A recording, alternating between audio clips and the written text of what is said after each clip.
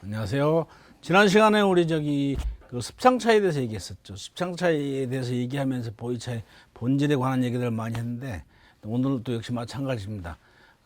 제가 보이차에 꼴리다라는 책에서는 꼴리지 마시라라고 하는 부제를 달아놓고 그 제목을 달아놓고 그 꼴리지 마시라는 제목 아래에 꼴리지 말아야 할 차들 습창차 그리고 본합차 두 가지 대해서 언급하고 있습니다. 대표적으로 소비자들을 속이는 그런 미혹하는 그런 차들이죠. 그래서 그것에 대해서 오늘은 지난 시간에 습창차에 대해서 언급을 했으니까 오늘은 본합차에 대해서 간단히 얘기를 해볼게요.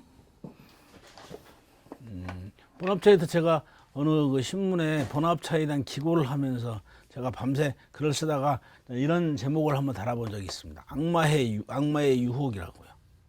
악마의 유혹. 이 유혹은 그 유혹의 대상이 첫째는 상인들일 수 있습니다. 특별한 어떤 작업을 통해 가지고 노차처럼 작업한 차를 가지고 그 차를 가지고 소비자들한테 노차라고 속여서 팔면 굉장히 큰 이문이 남으니까 일단 첫 번째는 차를 제작하는 사람들, 제작자, 두 번째는 그걸 사서 판매하는 상인들, 그리고 또 하나 마지막으로는 궁극적으로 항상 이런 차들의 궁극적인 피해자는 소비자들이죠. 소비자들이 대상이 될 수 있습니다. 이거 난 적은 돈을 주고도 그렇게 크게 비싼 돈이 아니라도 오래된 차들을 노차를 마실 수 있구나라고 그 차의 본질에 대한 그 이해가 없이 마구 그냥 노차부터 마시려고 하는 그런 그 욕심을 가진 소비자들에게는 궁극적으로 피해를 줄 수 있는 차입니다. 악마의 유혹 어떻습니까? 제목이 금방 경계심이 생기죠.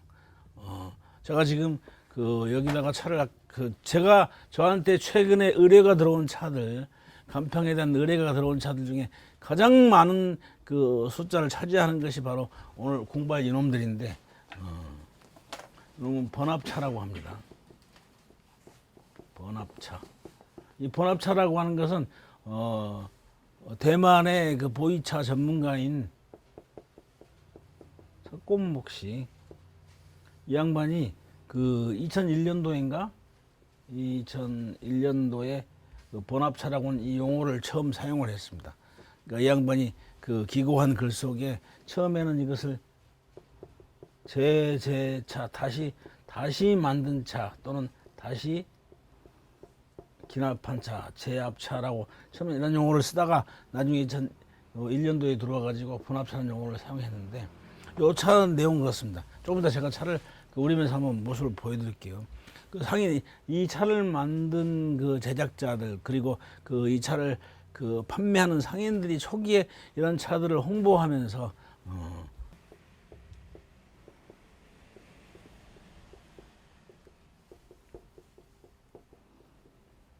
고열 발효 신기술을 사용한 새로운 차다, 아주 맛있는 차다라고 이렇게 홍보를 했었습니다. 근데 실제 이제 그 차들을 제가 그 사람들한테 많이 의뢰를 받아가지고 대해본 결과 이 얘기들은 본인들이 아주 궁색하게 그 붙여낸 그 명칭들입니다.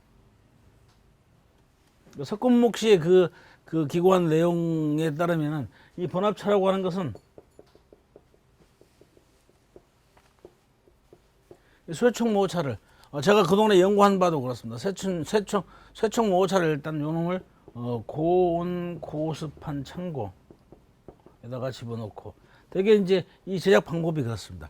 이전에 지난 시간에 봤던 그 습창차들은 완성된 기납한 생차들을 그것을 고온 고습한 창고 안에 집어넣어 가지고 짧은 시간 동안에 공기 중에 있는 많은 곰팡이들이 달라붙어서 빠른 진화를 진행시키는 그런 차라고 그랬었죠. 근데 이놈은 쇠청 모차 상태에서 이런 작업을 하게 됩니다. 모차들을 그 산더미처럼 많이 쌓아놓고 여기다가 물을 뿌립니다. 분무기 이 형식으로 이렇게 분무기처럼 된 그 도구들을 사용해 가지고 여기다 물을 뿌려서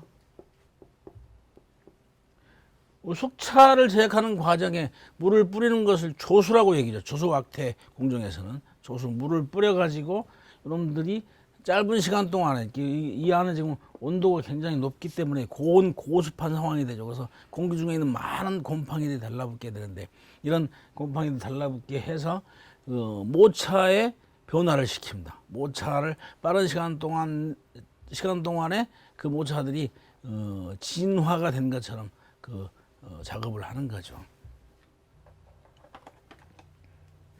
그랬다가 이제 이런 모차들을 가지고 여기 번압이라고 하는 용어가 만들어진 이유가 뭡니까? 이제 이놈을 가지고 이 사람들은 반드시 이놈을 한다는 얘기죠. 기납을 한다는 얘기죠. 다시 이놈을 기납을 하게 되는데 여러분이 생각하기 어떻습니까?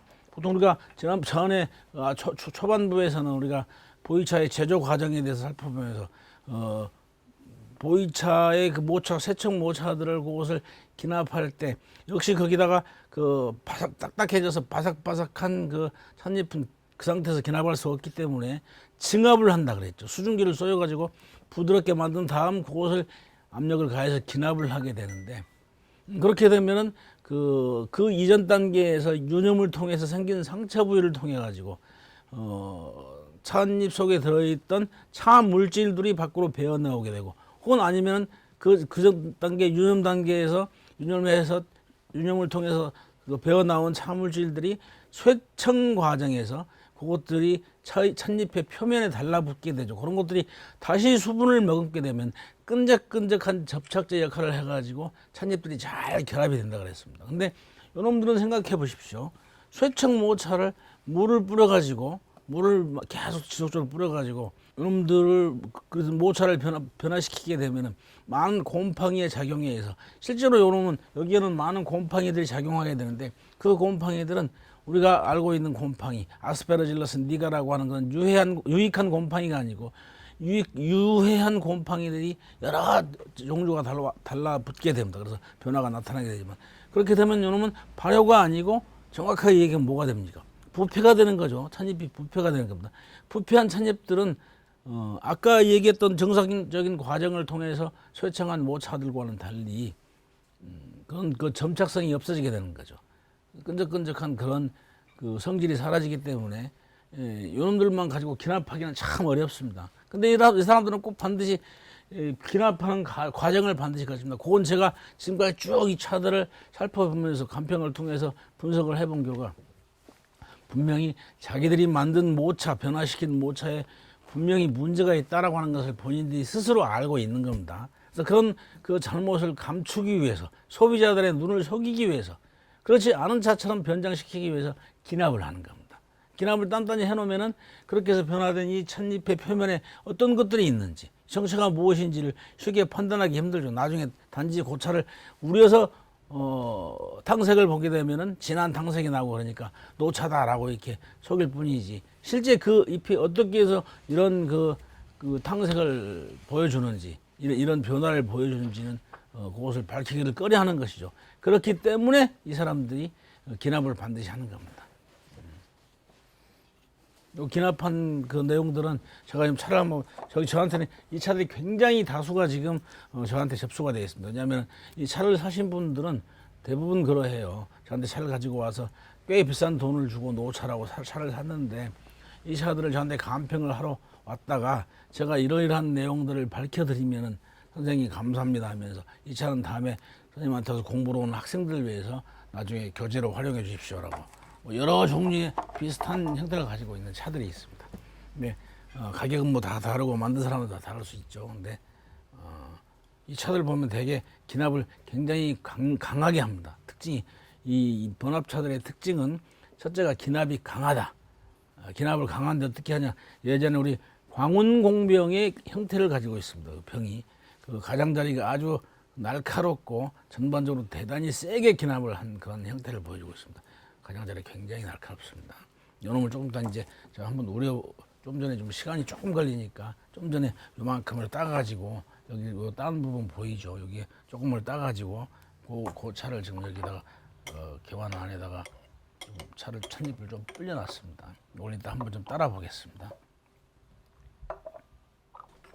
가능하면 이런 찻잎들을 간평할 때나 차들을 간평할 때는 그 찻물 속에 들어있는 이물질들 그 내용을 탕지를 통해서 살펴보고 해야 되니까 가능하면은 그 거름망을 쓰지 않는 게 좋습니다. 거름망을 쓰지 말라고 이렇게 권하고 싶습니다. 이걸 차를 일단 따라 보겠습니다. 탕색이 제법 그 많이 진화가 돼 있죠. 거의 지금 갈색에 가까운 탕색이 나오고 있습니다. 근데 전반적으로 이 번합차의 탕색은 전체로 보면 굉장히 뿌였습니다. 뿌여서 아주 탁하게 보이는데 투명도가 없죠. 일반적으로 정상적으로 건창에서 보관된 좋은 차의 탕지를 보면은 되게 투명성이 있죠. 투명하고 그리고 유광이 있습니다. 찻잎 속에 들어있는 그 차유 성분이 제대로 잘 배어 나와서 유광이 아주 강조가 되는데 이 차는 그런 유광도 없고 탁하면서 왠지 좀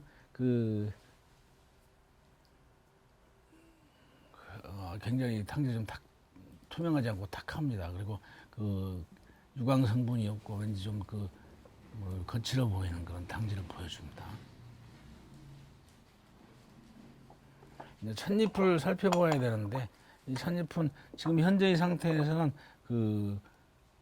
현미경이나 이런 도구가 필요한데 일단 전반적인 특징만 보여드리겠습니다. 찻잎을 보면은 찻잎에 보면은 개완 속에 있는 엽자들 보면은 엽자들의 갈변도가 다양하게 보이죠. 한 가지로 정상적인 차라면 노차 얘기하지만 정상적인 노차라고 한다면은 오랜 시간 동안 같이 진화가 됐기 때문에 우리 차를 우러난 엽자가 일정한 갈변도를 보여주는 것이 가장 정상적인 차입니다. 거기에 비해서 여러분 찻잎의 갈변도가 굉장히 다르죠. 그러니까 되게 이제 작업한 차들의 특징이 그렇습니다. 작업한 차들 지난 시간에 우리 습장처럼 뭐라 그랬습니까? 엽자의 특징이 한 지붕 세 가족이라고 얘기했었죠. 엽자를 우리고 나면 한 차에서 떼는 찻잎이 어떻게 색깔이 다양하게 두 가지, 세 가지 색깔이 나올 수 있느냐? 그건 정상적인 진화 과정을 거치지 않은 증거라 그랬었죠. 이 번합차도 역시 마찬가지입니다.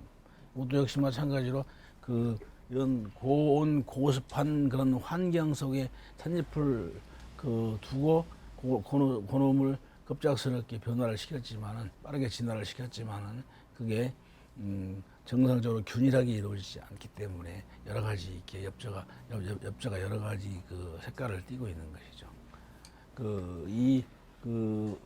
본합차를 처음 규정했던 명명했던 석권목 씨에 의하면 이 사람은 일단 이 차의 맛에 대해서 언급하고 있는 부분이 있는데 일단 어느 정도까지는 저도 동의를 합니다. 일단 이 맛은 숙차와 가깝다라고 얘기를 하고 있습니다. 숙차와 가깝다. 근데 실제 마셔보면 이 숙차와 가깝다는 얘기는 이분이 지금 탕색을 보면 거의 오래된 노차에 가깝고 엽자를 보면은 상당히 많이 변화가 되어 있기 때문에 굉장히 진화가 많이 된 상타처럼 보이기 때문에 노차 그리고 숙차 많이 변화된 이런 것들에 연관을 시켜가지고 설명을 하고 있는데 실제 이 대목에서는 저는 이제 동의를 잘 하지 않습니다. 왜냐하면 이 맛은 숙차는 정상적인 통제된 환경 속에서 정상적인 발효 과정을 거쳐서 만들어진 차이기 때문에 차 맛이 굉장히 균일한데 이 차는 그렇지 않습니다. 보다시피 아까 굉장히 갈변도가 낮은 그러니까 푸른 빛을 띠고 있는 밝은 빛을 띠고 있는 생엽 나이가 얼마 되지 않은 아주 짧은 생엽에서 우러나온 맛과 그리고 변화가 많이 된 진하게 변화가 된 찻잎 거기서 나오는 맛 이런 것들이 서로 조화가 잘 이루어지지 않기 때문에 굉장히 쓰고 강하고 아주 고통스러운 맛까지 느껴집니다. 그리고 탕질을 보면은 그 속에 입안에서 남겨지는 구감의 특징은 뭐냐? 아까 했던 그런 과정을 통해서 이 찻잎에 달라붙어 있던 곰팡이들이 찬물 속에 녹아나기 때문에 마시면 첫 번째 가장 큰 특징이 이물감입니다. 이물감. 곰팡이의 포자나 균사체 이런 것들이 찬물에 섞여가지고 녹아나와서 목 안에 넘어갈 때 굉장히 이물감이 듭니다. 그리고 입안 전체에 뭔가 까끌까끌하고 불편한 느낌이 남는 것들이죠. 저는 이 차에 대해서 굉장히 많은 경험을 했습니다. 어떤 분은 지방에 있던 어떤 분이 자기가 평상시에 자주 가던 찻집 거기는 보이차를 전문으로 하는 집이 아닌데 뭐 전통차라고 해서 과거에 여러 가지 차를 팔아서 이분이 자주 가서 그 주인장과 대화를 하면서 꽤 친한 사이가 됐는데 이분이 주인장이 처음 보이차를 손댔던 모양입니다. 근데 그 보이차를 손대는 과정에서 주인장도 잘 몰랐겠죠. 이런 보이차를 본합차를 그걸 손을 댄 거죠. 그래놓고 이 차는 뭐 10년, 20년 세월이 가면 엄청나게 가격이 많이 뛴다. 이런 말로 욕을 해서 본인도 자기 자신의 차의 품질에 대해서 잘 알고 있지 못한 사람인 것 같아요. 내용을 보니까. 그렇게 해서 이 사람이 한 편, 두 편 사는 게 아니고 많은 차를 사도록 차에 투자를 하도록 해서 꽤 수천만 원의 차를 그분한테 산 모양입니다. 그래서 굉장히 좋은 사이였는데 나중에 저한테 이 차를 가지고 와서 저를 통해서 소개받은 차들 정상적으로 이렇게 지나가던 차들을 마셔보더니 차 맛이 완전히 다른 거죠. 본인은 아직 보이차를 모르는 상태인데 건창 보관된 차들이 있다는 건 사실 자체도 모르고 보이차는 세상에 이것 딱 한 가지밖에 없다라고 생각했던 사람인데 와서 다른 보이차를 마셔보니까 매끄럽고 부드럽게 넘어가고 깔끔한 맛을 가지고 있는데 이 차는 처음에는 당색이 아주 뿌옇고 탁했는데 그것을 3번, 4번, 5번 하니까 그나마 좀 깨끗해졌다. 그때쯤 마시면 좋은 차다라고 주인장이 이 얘기를 하셨다는 얘기입니다. 여러 번 세달을 해가지고 버린 나머지 어느 정도 깨끗해지면 그때부터 마시기 시작했는데 그때 마시는 찬물도 굉장히 혼란스럽습니다. 맛이 어떤 생협에서 나온 그 강한 맛과 그리고 같은 생협이지만 조금 갈변된 것처럼 보이는 생협에서 나오는 맛과 그런 것들이 조화가 전혀 되지 않으니까 아주 고통스러운 맛이었는데 이분이 생각하기에 양약은 고군이나 이어병이다 이런 생각을 한 거죠. 좋은 약은 입에 쓰다. 그래서 보이차는 그렇게 좋다니까 이건 아마 쓴 게 당연할 것이다 라고 생각을 했는데 우리 집 와가지고 저한테 정상적인 차를 마셔보고 하니까 너무 다른 세상이다. 그래서 그분한테 이제 안 되겠다. 나는 이렇게 많은 몇 천만 원을 주고 이 차를 오랫동안 보관하고 있을 이유가 없겠다 싶어서 그걸 환불해 주셔야 했더니 도저히 그럴 수가 없다라고 해서 나중에 그 사람들이 이렇게 소송까지 했던 그걸 제가 겪은 경험이 있습니다. 국내에 보니까 이런 번합차들이 여기저기에서 여러 사람들이 손을 대가지고 어떤 사람들은 또 SNS에서 뭐 차를 판매한다고 하는 사람들 이런 사람들도 번합차라고 하는 존재를 잘 몰라서 그런지 이런 것들을 본인들을 믿고 주문한 사람들에게 이런 차들을 막 팔아대는 모습을 많이 봤습니다. 그걸 제가 어떻게 아냐고요? 많은 사람들이 저한테 차를 가지고 옵니다 이런 식으로. 이걸 제가 구입했겠습니까? 사람들이 가지고 와서 저한테 와서 간평을 받으러 왔기 때문에 제가 그 존재를 알게 됐는데 그것들을 이분들이 이제 알고 나니까 저한테 학생들을 위해서 교재로 사용해 주십시오라고 이렇게 저한테 다 기증을 하고 하는 것들이죠. 그러면 이제 제가 지금까지 잠깐만 좀 주목을 해보십시다. 오늘 얘기한 내용은 제가 악마의 유혹이라고 하는 제목을 붙였습니다. 그 유혹에 넘어가지 않는 건 유혹에 넘어가지 않는 건 간단합니다. 차 생활이라고 하는 것이 나 자신을 위해서 즐기는 기호식품이기 때문에 정직한 차를 고르면 돼요. 그러니까 아마 나한테는 큰 행운이 올 것이다. 나는 특별한 사람이야라고 이런 생각을 버려야 됩니다. 그래야만이 나는 저렴한 돈을 주고 정상적으로 한 1,000만 원 정도쯤 된다는 그런 노차를 그것을 나는 한 20만 원 정도, 30만 원 정도에 샀으니까 나는 정말 행운아야 이런 생각부터 버려야 된다는 얘기죠. 제가 처음 이 강의를 시작하면서 1강에서는 보이차의 가장 큰 특징인 발효라고 하는 개념에 대해서 여러분들 같이 얘기를 나눴습니다. 그 다음에 2강, 3강 쭉 진행이 되면서 보이차에 사용되는 온남 대엽종 차나무 그리고 그 찻잎의 특성 그리고 보이차의 제작 과정 등등등등등을 쭉 소개했었죠. 그리고 궁극적으로 제가 이 보이차의 꼴리다라고 하는 유튜브 강의를 통해서 여러분들에게 공유하고자 하는 건 뭐냐? 결국은 제가 하려고 하는 건 요 보이차의 간평입니다. 물론 간평은 전문적인 그 안목이 필요하지만 그 전문적인 안목을 여러분들한테 제가 전달해 주려고 하는 것이죠. 그래서 간단하게 간편하게 보이차가 이게 내가 이 정도 돈을 투자하기에 적합한 것이다. 아니 이건 내가 마셔도 되겠다. 아니면 이 차는 이 돈을 주고 저는 사지 않아야 되겠다. 이런 것을 판단할 수 있는 그런 정보를 여러분한테 판단 기준을 제시해 주는 겁니다. 근데 실질적으로 보면은 이 간평의 기술은 같이 마주 앉아서 이렇게 실제로 찻잎을 들여다 보면서 이런 환경이 돼야 가장 정확하게 습득을 할 수 있습니다. 그리고 또 그 카메라를 통해서는 아주 전문적인 그런 그 시스템이 좀 필요한데 그나마 지금 현재 주어진 입장에서 여러분들에게 그 핵심적인 내용들만 간단하게 이제 설명해 볼까 합니다. 그래서 실질적으로는 지금 여기까지가 해서 한 20강 정도가 오늘 대충 마무리가 되고 나머지 시간에는 요것도 간평들을 해야 되는데 이 앞에는 제가 보이차의 본질에 대한 얘기들을 하기 때문에 저도 모르게 이야기들이 자꾸 길어지고 내용들이 많아져서 욕심이 항상 그렇습니다. 많은 걸 알려드리고 싶으니까 조금 길어진 그런 경향이 있는데 여기서부터는 저는 이 내용을 잘 모르지만 요즘 인터넷 보니까 이런 용어를 많이 쓰더라고요. 짤방이라는 용어가 너무 많이 써요. 보니까 이 블로그 오는 사람들, 이런 사람들이 이 유튜브 보면서. 그래서 저도 이제 요런 방식을 도입해서 얘기해 볼까 합니다. 짤방 형태로 해가지고 아주 간단하게 저한테 그 간평 요청이 들어온 차들을 하나하나 그것들을 한 개씩 선택해가지고 한 시간에 하루에 한 개씩 선택해가지고 그런 들에 대해서 아주 간결하게 특징을 얘기해 볼 수 있도록 그렇게 하겠습니다. 그러니까 앞으로 이제 오늘 20회 이후의 내용들에 여러분들이 더 많은 관심을 가져줘야 됩니다. 그래야만이 아주 그 비싼 대가 치르지 않고도 저렴하게 좋은 차를 골라들 수 있는 그런 안목을 습득할 수가 있는 겁니다. 다음 시간부터 제가 준비하는 짤방들 많이 기대해 주시고요.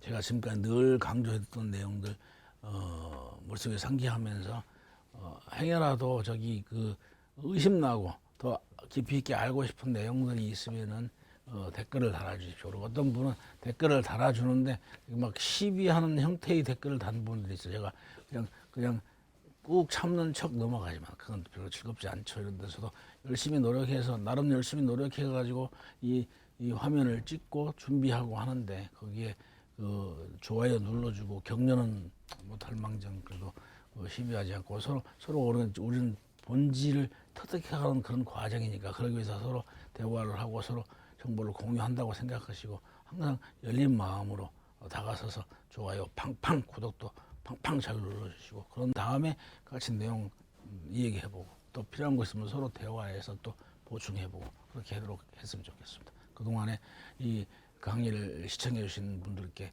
큰 감사의 인사를 올립니다. 다음에 이제 더 좋은 내용들로 더 간결하고 더 스마트하고 더 즐거운 내용들로 다음부터는 제가 이제 평상시에 하던 대로 하고 싶었던 말들을 팡팡 쏟아내면서 사실 평소에 내가 잘 쓰는 말들이 있는데 이놈 방송 찍는다고 카메라 앞에 서가지고 고상은 체크하느라고 별로 못하고 20강을 찍었습니다. 그러니까 오늘 20강이 그렇게 마무리가 됐으니까 학술적인 내용들은 마무리가 됐으니까 다음부터는 짤방 형태로 시원시원하게 즐겁게 이렇게 찍어보도록 하겠습니다. 기대해 주십시오. 좋아요, 구독 팡팡 부탁합니다. 감사합니다.